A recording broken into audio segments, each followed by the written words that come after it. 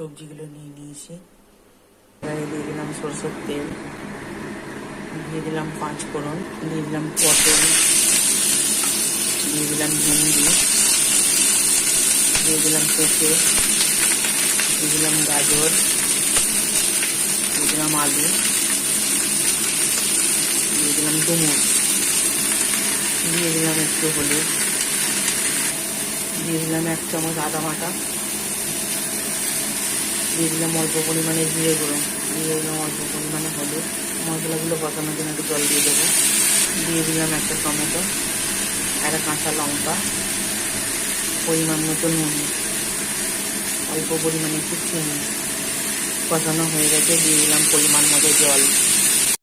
ফোড়ন দেওয়ার জন্য কড়াইয়ে দিয়ে দিলাম সরষের তেল অল্প পরিমাণে, দিয়ে দিলাম জিরে, দিয়ে দিলাম শুকনো একটা লঙ্কা।